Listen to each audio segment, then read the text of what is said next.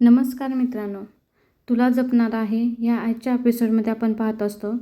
अथर्वला सगळे आठवत असते जे दादासाहेब त्याला बोलले असतात. त्याला आठवतं की दादासाहेब बोलतात, यामध्ये मीराची काय चुकी आहे. तुझ्या जागी जर अंबिका असती तर अंबिकाला आवडलं असतं का? तू सारखं अंबिका अंबिका करत बसला असतं. आणि यामध्ये मीराची चुकी काय आहे तू सांग मला अथर्व. तिनं तिचं प्रेम व्यक्त केलं, यामध्ये चुकी काहीच नाही. आणि तो विचार करतो, खरंच माझं चुकलं आहे का? मी स्वार्थी झालो आहे का? असा विचार करत करत तो रूममध्ये येतो. आणि त्याच्या डोक्यामध्ये येतं, मला असं वाटतं खरंच मी मीरावरती अन्याय केला आहे. तिनं तिचं प्रेम व्यक्त केलं, यामध्ये तिची कोणतीच चुकी नाही. जेव्हा तो रूममध्ये येतो तेव्हा रूममध्ये बघतो की सगळे सामान अस्ताव्यस्त पडले आहे. त्याचे कपडे पडलेले असतात. मीरा आणि अथर्वचा फोटोही खाली पडलेला असतो. आणि त्याला समजत नाही नक्की काय झालं आहे, कोणी केलं आहे सगळं. आणि तो असा बोलतो, मीरा मीरा कुठे आहेस तू? ए मीरा मीरा असं करून ना तो मीराला हाक देत असतो. पण मीरा काही ओच म्हणत नाही. त्यानंतर त्या सामानाकडे बघतच राहिलेला असतो. त्याला असं वाटतं मी मीराला असं बोललो त्यामुळे मीराने हे सगळं केलं असेल का, असं त्याच्या डोक्यामध्ये येत असतं.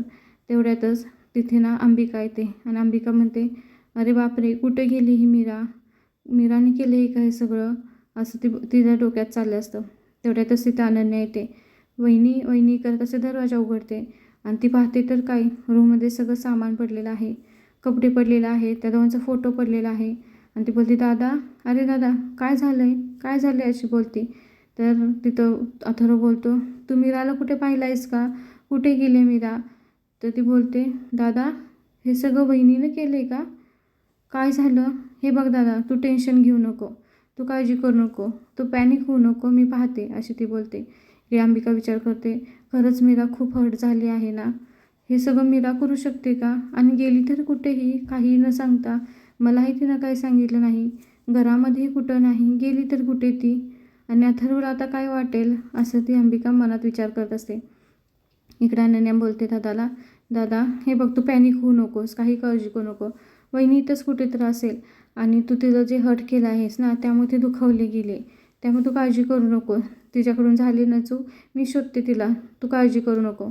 इकडे किचनमध्ये नर्मदा मामी आणि दामोदरराव दिवाळीचा फराळ खात असतात. आणि खात बोलतात, अरे वा खरंच ना, आता खरी आपली दिवाळी गोड झाली आहे नाही. कशी ती मीरा गेली ना, तिला वाटलं अथर्व तिच्या प्रेमाला होकार देईल. दामोदरराव म्हणतात, बरोबर ना, मीराची प्रेम कहाणी चालू झाली छान, पण एंड खूप वाईट झाला, असे करत ना ते चेष्टा करत असतात. ते बोलतात, आता मीरा गेली म्हणजे आपल्या जो काटा आहे रस्त्यातला तो गेला समज, असे ते दोघे चेष्टा करून हसत असतात. इकडे अथर्व खाली येतो आणि दादासाहेबांना विचारतो, दादासाहेब मीराला पाहिलं आहे का तुम्ही कुठे? मीरा घरात कुठेच नाही आहे. तर दादासाहेब बोलतात, अरे असेल ना आतमध्ये कुठे, तर किचनमध्ये असेल. तर अजित खेजेलपणे हसतो आणि बोलतो, मीरा नाही घरात, असा तो बोलतो. जेव्हा अथर्व जिन्यावरून खाली उतरत असतो त्याच्या डोक्यामध्ये एकच चाललं असतं की नक्कीच ती दादासाहेबांना तर सांगूनच गेली असणार आहे. आणि जेव्हा तो दादासाहेबांना बोलतो की दादासाहेब जेव्हा नाही म्हणतात तेव्हा त्याला मात्र टेन्शन येतं, कुठे गेली ती. नंतर तो वेदाला विचारतो, वेदा तू आईला पाहिलं आहेस का? ते वेदा बोलते, नाही बाबा ती तिच्या रूममध्येच असेल. आणि वेदाला ना आई कुठं सापडत नाही म्हणलं ती रडायला लागते. तर अनन्या तिला समजावते, काही काळजी नको करूस, आई इथेच कुठे तर असेल, आपल्याला सापडेल. आणि ती बोलते बाबाला, बाबा जर आई कुठे गेली ना तर मी तुझ्याशी कट्टी करणार, तू माझ्या आईला शोधून आण, आई घर तर सोडून गेली नसेल ना, अशी बोलते. तर अजित बोलतो, हां कसं आहे ना अथर्व, तू तिचं प्रपोजल डिनाय केलं ना त्यामुळे गेली असेल घर सोडून. त्यावरती दादासाहेब त्याला ओरडतात, ए गप रे मूर्खासारखं काय तर तू बडबडू नकोस, असं त्या अजितला बोलतात. आणि अजितला मग राग येतो आणि तो शांत बसतो. नंतर अथर्व बोलतो, दादासाहेब आपण शोधूया का मीराला कुठे? तर तिथे अंबिका येते आणि म्हणते, मीरा अशी कशी बोलली, काही तिनं सांगितलं नाही का, असं तिनं केलं, एवढा तिला राग आला आहे का, असे विचारतात. इकडे दादासाहेब बोलतात, हे बघ जा तू आतमध्ये जाऊन मंजिरीला विचार, मंजिरीला नक्कीच माहीत असेल ती कुठे गेली आहे. आणि मीरा खूप शहाणी आहे, ती असं करणार नाही. इकडे अनन्या बोलते, अहो मी आईला विचारून चालली आता, आईलाही माहीत नाही वहिनी कुठे गेले ते. तर दादासाहेब बोलतात, काळजी करू नका, इथेच कुठेतरी असेल, ती गेली असेल, काहीतरी कामासाठी गेली असेल, आम्हाला पूर्ण विश्वास आहे ते असं काही करणार नाही, असे दादासाहेब बोलत असतात. नंतर दादासाहेब बोलतात, अथर्व चल आपण दोघे जाऊन तिला शोधू, असं बोलतात. इकडे अनन्या बोलते, दादा काळजी करू नको तू, असेल इथेच कुठे तर वहिनी, आपण जाऊन तिला शोधू, मी आईलाही बोलवून आणते असे बोलते. आणि इकडे रूममध्ये या दोघींचं बोलणं चाललं असतं. माया म्हणत असते, अरे वा, असला आनंद मला आज झाला आहे ना की तुम्हाला काय सांगू. तर मंजिरी बोलते, तू तिच्या रूममध्ये कशाला येऊन होतीस, तू तिच्या रूममध्ये सामान असं का फेकलं असतं. ती बोलते, आता रे तुम्हाला माहिती आहे का, मला कसं तिला त्या डिप्रेशनमध्ये कधी बघू असं झालं होतं, म्हणूनच मी तिच्या रूममध्ये गेले होते. मला पाहायचं होतं ही किती रडते ती. मी जेव्हा रूममध्ये गेले तेव्हा तिच्या रूमचा दरवाजा लावलेला होता आणि बाहेरून वाकून बघत होते आणि म्हणते, अरे वा, हिचं ना अशी डिप्रेशनमध्ये गेली असेल ना खरंच, आणि खरं ती डिझर्व करते हे सगळं, असं ते विचार करत असते. तरी बोलते, हे बघा मी गेली तिच्या रूममध्ये, तिचं ना रूममधलं सगळं सामान फेकून दिलं. आणि का म्हणजे मला ते करायचंच होतं, मला खूप राग आला होता.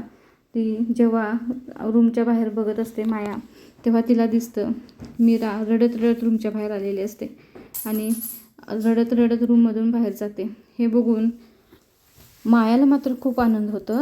माया विचार करते, वा, काय हालत झाली ना हिची रडून रडून, असंच पाहिजे हे हिला, खरंच माझ्या वाटेमध्ये येते ना हे, तिचं असंच व्हायला पाहिजे. आणि हिला काय वाटलं, अथर्व हिला होय म्हणेल, हे गावछाप, हिला कधी अथर्व होच म्हणू शकणार नाही, असं ती मनातल्या मनात बोलत असते. जेव्हा ती रूमचा दरवाजा उघडते, उघडल्या समोरच तिला त्या दोघांचा फोटो दिसतो. आणि तो फोटो दिसल्यानंतर तिची मात्र राग मस्तकात जातो. आता मी बघतेच ह्याचं काय करायचं, या फोटोचं काय करायचं असं बोलते आणि रूममध्ये जाते. रूममध्ये ती सगळीकडे बघते.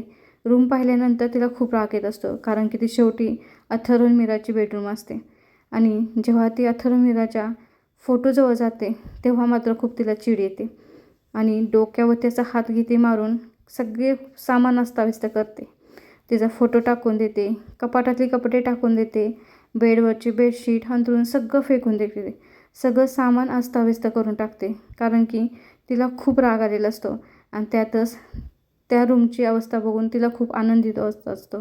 टेबलवरचं सामान, फोटो, कपाटातले कपडे हे सगळं फेकून देते आणि तिला खूप आनंद होतो. इकडे ती बोलत असते, हे बघा आपल्यासाठी चांगलंच झालं ना, आता ती रूमच्या बाहेर गेली आहे आणि नक्कीच ती घर सोडून गेली. आता एक काम करा तुम्ही, तिला ना तिच्या वडिलाला ना तुम्ही ठार मारून टाका, म्हणजे आपला विषय संपेल, आपल्या वाट्यामध्ये ती येणारच नाही, अशी ती बोलत असते. आणि जेव्हा ती रूममधून सामान फेकत असते, प्रेक्षक हो तिचा चेहरा बघण्यासारखा असतो. एखादी चेटकीन कशी हसत असते ना, त्या पद्धतीने ती बघत असते आणि हसत असते. इकडे मंजिरी बोलते, हे बघ, मला तर वाटत नाही मीरा हे घर सोडून जाईल. जरी ती रागवली असली, जरी अथर्व तिला नाही बोलला असला, तरीही ती हे घर सोडून जाणार नाही, एवढं मी तिला चांगलंच ओळखते. काही जरी झालं ती या घरामध्येच राहणार, असं ती सांगत असते. आणि तिची ही शंका प्रेक्षक नक्की खरे होणार असं आम्हालाही वाटतं आणि तुम्हालाही वाटत असेल, कारण की मीरा घर सोडून जाणं हे शक्यच नाही. जेव्हा सगळे खाली येतात आणि वाट बघत असतात तर अथर्व येतो. अथर्व बोलतो, बाबा मीरा इथे कुठेच बाहेर नाही, काय करूया आपण. तर बाबा बोलतात, हे बघ काळजी करू नको, आपण तिला शोधूया. तेवढ्यातच मंजिरी आणि माया खाली येतात आणि नाटक करत बोलत असतात, काय झालं, सापडली का मीरा, काय करूया हो आपण, आपण तिच्या गावी काकाला फोन करूया का. इकडे दादासाहेब म्हणतात, नको, इतक्यातच नको, त्यांना फोन करून आपल्याला टेन्शन द्यायचं नाही. तरी बोलतात, मग काय करू सांग बघू. तर दादासाहेब बोलतात, अथर्व एक काम कर, इथेच ती कुठे तर आसपास गेली असेल, मला तर असं वाटतं, आपण दोघी जाऊन बाहेर शोधू. तर अनन्या बोलते, बाबा मी येऊ का, मी शोधू लागू का वहिनीला, मी आली तर बरी होईल, असे ते बोलत असतात. तर दादासाहेब बोलतात, हे बघा तुम्ही सगळी शांत बसा, अथर्व आणि मी जाऊन बघतो आणि तिला घेऊन येतो, तुम्ही वेदाची काळजी आणि काही काळजी करू नका.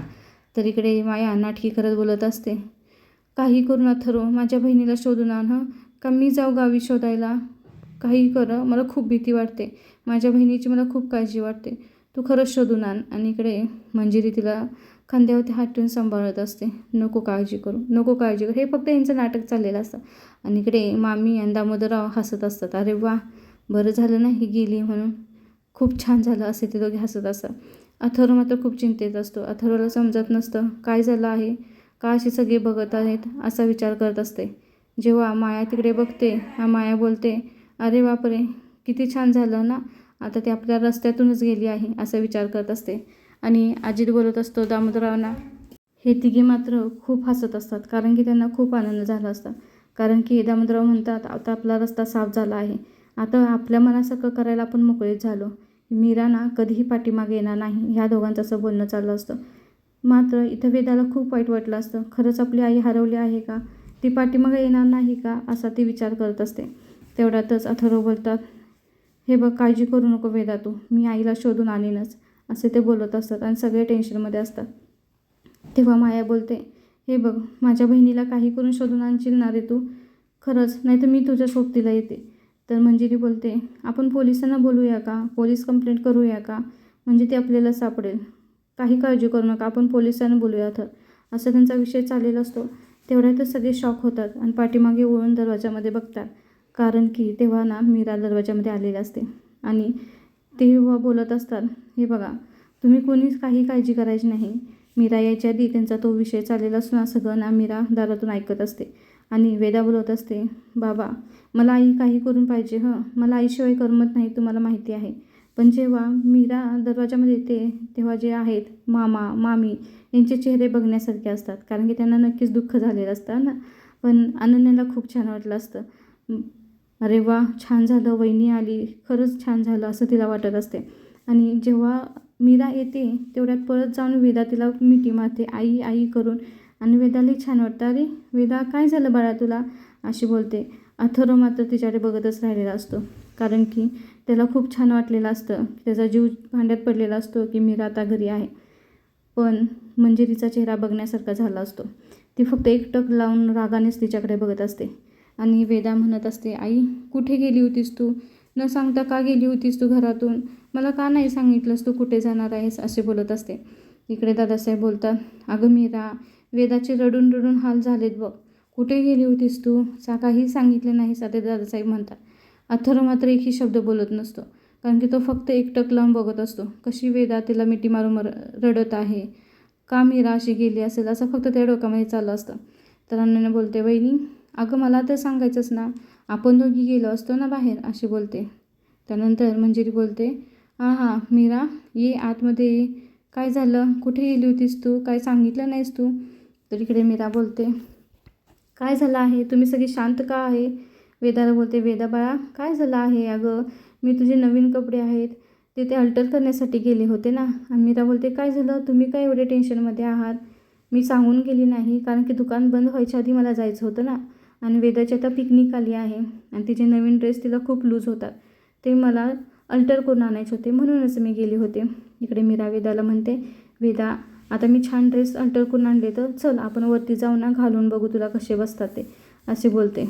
मात्र बाकीचे जे असतात ह्यांना खूप राग आलेला असतं.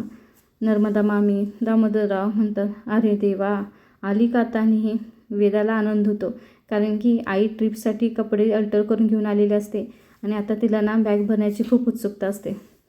मीरा बोलते, हे बघा तुम्ही काही कोणी काळजी करू नका, माझं काम होतं त्यासाठीच मी बाहेर गेले होते. तर इकडे दादासाहेब बोलतात, अगं ठीक आहे ना, काही नाही, वेदा रडत होती ना म्हणून मग सगळ्यांना काळजी लागली होती आणि तू काही न सांगताच गेली होतीस, बाकी काही नाही. तर इकडे मीरा बोलते, हो बाकी काही नाही, आता ना मला वेदाची ना पिकनिकसाठी बॅग भरायची आहे. तिचे ड्रेस मी अल्टर करून आणलेले आहेत, तिचा तो आवडता ड्रेस आहे ना, तो खूप तिला लूज होत होता, तो फक्त अल्टर करायचा होता, म्हणूनच मी दुकान बंद व्हायच्या आधी गेले होते. इकडे मंजिरी विचार करते, हां मला माहितीच होतं, काही जरी झाली नाही मीरा घर सोडून जाणार नाही. जरी अथर्वने तिचं प्रेम नाकारलं असतं तर तिचं खरं प्रेम वेदा आहे आणि ती वेदाला सोडून कधीही जाणार नाही, अशी ती मनातल्या मनात ती विचार करत असते. इकडे जेव्हा वेदा आणि मीरा रूममध्ये येतात तेव्हा बघतात तर सगळं सामान रूममधलं फेकलेलं असतं. काय झालं असेल नक्की? वेदा जेव्हा रूममध्ये येते तेव्हा आईकडे बघत असते आणि मीराही बघत असते. कोणी आमचा फोटो टाकला आहे, कोणी कपडे टाकले आहे, अशी ती अक्षरशः बघतच राहिलेली असते. तिला काही समजतच नाही, हे कोणी केलं आहे आणि कधी केलं आहे. तेव्हा वेदा बोलते, आई हे तूच केलं आहेस ना गं, तुला खूप राग आला होता म्हणून तूच फेकलंस ना, आणि घरातल्या तर सगळ्यांना असंच वाटते तूच केलं आहे. तर इकडे मीरा काहीही बोलत नाही. मीरा स्तब्ध असते. हे कोणी केलं असेल आणि माझं नाव सगळ्यांनी कसं घेतलं असेल, मी तर हे केलं नाही, हा विचार तिच्या डोक्यामध्ये चालला असतो. का हे कसले शुभ संकेत आहेत अशुभ संकेत आहेत असा विचार करत असते. पण ते आतमध्ये येते आणि बोलते वेदाला, वेदा तू इथे बस, तू काळजी करू नकोस, थोडा वेळ इथे थांब, मी आवरते हे पटकन, असे बोलते. आणि ती सगळे सामान व्यवस्थित ठेवायला लागते. पहिल्यांदा ती फोटो बघते. खाली पडलेला फोटो बघून वेदा बोलते, आई तू रागवलीस का गं? खरं सांग ना, काय झालं आहे? तू रागानं गेली होतीस का गं? मला सांग ना तू, अशी वेदा बोलत असते. तेव्हा ती बोलते, तू काळजी करू नको बाळा. आणि ती पहिला फोटो उचलते आणि फोटो बघतच राहिलेली असते. कारण की तो फोटो लावताना तिला आठवतं, कारण की अथर्व बोललेला असतो, छान आहे ना, परफेक्ट आहे ना. तर ती बोलते, हां परफेक्ट आहे जागा. तर ती बोलतो, जागा नाही फोटो, असं बोलणार. त्यानंतर तो मध्येच थांबतो, नाही नाही पेंटरने छान केलं आहे ना पेंटिंग, असं बोलत असतो. आणि मीराला ते खूप आवडलेलं असतं. पण जेव्हा ती फोटो लावायला लागते तेव्हा त्याला विचार येतो की आपण तर त्याला प्रपोज केला आहे अथर्वला, पण अथर्वने आपल्याला नकार दिला, म्हणून ती फोटो उलटा लावते. आणि जेव्हा ती फोटो उलटा लावते तेव्हा तिला वेदा विचारते, आई तू फोटो का गं उलटा लावला आहेस? तर ती बोलते, काय नाही गं बाळा, आपल्याला त्या फोटोची जागा चेंज करायची आहे ना, म्हणूनच मी लावला आहे उलटा, अशी ती बोलते. वेदाला ती गोष्ट पटते, कारण की तिच्या आईने तिला समजावून सांगितलेलं असतं ना की आपल्याला ती जागा बदलायची आहे, म्हणून आईनेच उलटा फोटो लावला असेल, असा ती विचार करते. त्यानंतर ती बोलते, हे मी करणं योग्य आहे का? बरोबर आहे ना? अथर्वनं जर माझ्यावरती प्रेम नसेल तर काय गरज आहे ना फोटो आपण सरळ लावायचा? नाही लावायचा आपण फोटो सरळ. मी माझ्या मनातलं बोलले आणि त्यांनी नकार दिला, झालं, असं ती विचार करत असते. त्यानंतर ती वेदाला रमवण्याचा प्रयत्न करते. वेदा, हे बघ, आता तुझे कपडे अल्टर करून आणलेत ना मी, आता व्यवस्थित ट्राय करून बघ कपडे कसे बसतात. आणि तिकडे आता खूप थंडी असते बरं का, त्यामुळे स्वेटर घालायचा, कानटोपी घालायची, असं तिला सूचना देत देत घरातलं सामान ती उचलत असते. बोलते, स्वतःची स्वतः काळजी घ्यायची ना आपली आपण. आता आई तुझ्याबरोबर तिथं नसणार आहे, त्यामुळे तुझी तू काळजी घ्यायची, असे मीरा तिला समजावत असते. त्याचबरोबर सर्व रूम ती स्वच्छही करत असते. आणि त्यावेळा वेदा तिच्याकडे फक्त बघतच असते. आणि आई म्हणत तसं त्याला होला हो म्हणत असते, हो आई मी सगळं करेन, मी कपडे घेईन, मी तिथे मी काळजी घेईन, असे बोलत असते. आणि मीरा फक्त त्यामध्ये गुंतून गेलेली असते, कारण की तिला काही तर मनातून काढून टाकायचं असतं. त्यानंतर वेदा बोलते, आई तू रागवली नाहीस ना गं? खरंच सांग ना, तू रागवलेली नाहीस ना बाबावरती? अशी बोलत असते. तेवढ्यातच तिथे अंबिका येते. आणि अंबिका जेव्हा येते तेव्हा ते आपल्याला माहीतच आहे, ती काही वेदाला दिसत नसते. मग ती फक्त मीराशी बोलत असते. मीरा, अगं कुठं गेली होतीस तू? काहीच बोलली नाहीस मला. काही तर बोलशील का मीरा? मी तुझ्याशी बोलते. आणि तिचं लक्ष ना फोटोकडे जातं. आणि ती पाहते तर काय, तिने फोटो उलटा लावला आहे. तिला त्याचं खूप वाईट वाटतं. आणि ती बोलते, मीरा तो फोटो का गं उलटा लावला आहेस तू? मीरा मी तुझ्याशी बोलते, तुला काही तर विचारते, तो फोटो का तू उलटा लावला आहेस तू? तर त्यावरती मीरा काहीच बोलत नाही. इकडे अंबिकाचं मात्र चाललेलं असतं, हे बघ ना, थोडंसं समजून घे ना तू सिच्युएशन, अशी बोलत असते. मी तुझ्याशी काहीतरी बोलते, मला काहीतरी तू बोल, अशी अंबिका म्हणत असते. आणि मला समजते तुझ्या भावना, तुला होणारा त्रास, या सगळ्या गोष्टी मला समजतात. इकडे मीराला वेदासमोर काहीच बोलता येत नसतं, म्हणून मीरा वेदाला बोलते, वेदा तुझे कपडे घालून झाले आहेत का? ट्राय करून झालं आहे ना तुझं? ठीक आहे ना, बसतात ना व्यवस्थित? आता एक काम करतो, तू तुझ्या रूममध्ये जा आणि तुझी बॅग भर, असे बोलतात. इकडे अंबिका बोलत असते, मीरा माझ्या प्रश्नाची उत्तरं दे ना गं तू. मी काही तर तुला विचारते अगं. एकदम का टोकाचा निर्णय घेतेस तू? तुला समजायला हवं ना गं. तू जरा समजून घे ना अथर्वची परिस्थिती. अथर्वला तू समजून घ्यायला हवा आहेस. इतका टोकाचा निर्णय घेऊ नकोस तू, असे अंबिका तिला समजवत असते. मात्र मीरा एकही शब्द बोलत नसते. अंबिका बोलते, हे बघ, अथर्वचं तर नक्कीच चुकलं आहे, पण तू तिला समजून घ्यायला हवंस, असे बोलत असते. आणि वेदा तिथून जाते, कारण तिला आईने सांगितलेलं असतं की तू तुझ्या रूममध्ये जाऊन तुझी सहलीसाठी बॅग भर. आणि वेदाला ते कपडे अल्टरही झालेले कसे बसतात ते बघायचे असते, त्यामुळे ती आईने सांगितल्यानुसार तिथून जाते. इकडे मीरा बोलते अंबिकाला, हे बघ ताई, माझं बोलून झालं, माझं प्रेम व्यक्त करून झालं, त्यांनी नकार दिला, झालं, संपला विषय तिथेच. इथं अंबिका बोलते, नको ना गं, असा विचार करू नकोस तू, थोडा वेळ दे त्यांना, त्यांनाही समजून घे. आणि खरंच माझं चुकलं, मीच तुझ्या पाठीमागं लागले होते की तुझं प्रेम व्यक्त कर, पण मला वाटत होतं ना गं तुमच्या दोघांचा संसार फुलावा, पण ते सगळं उलटंच होऊन बसलं. खरंच माझी चूक झाली, मला माफ कर, अशी बोलत असते. मीरा बोलते, हे बघ ताई, तू असं काही बोलू नको. अंबिका बोलते, हो खरंच आहे ना, माझ्यामुळे झालं हे सगळं, मी तुला फोर्स केला होता की तुझं प्रेम व्यक्त कर म्हणून. मीरा बोलते, ताई तू असं बोलू नको, तुझी यामध्ये काही चुकी नाही, तू माफी मागू नको, जे झालं ते झालं, असं ती विचार करते. अंबिका मात्र विचार करत असते, हे काही होऊन बसलं. मला खरं ह्या दोघांना त्यांच्या संसारामध्ये सुखी पाहायचं होतं, पण हे असं का बोल होत आहे असं ती विचार करत असते. तर मीरा बोलते, ताई तू कुठलीही काळजी करू नको, आता इथून पण आमच्या नात्यामध्ये काहीही होणार नाही असं बोलून तिला शांत करते. थोड्याच वेळात अथर्व रूममध्ये येतात आणि अथर्व मीराकडे पाहत असतात आणि मीरा अथर्वकडे पाहत असतं. हा एपिसोड इथेच संपतो प्रेक्षक.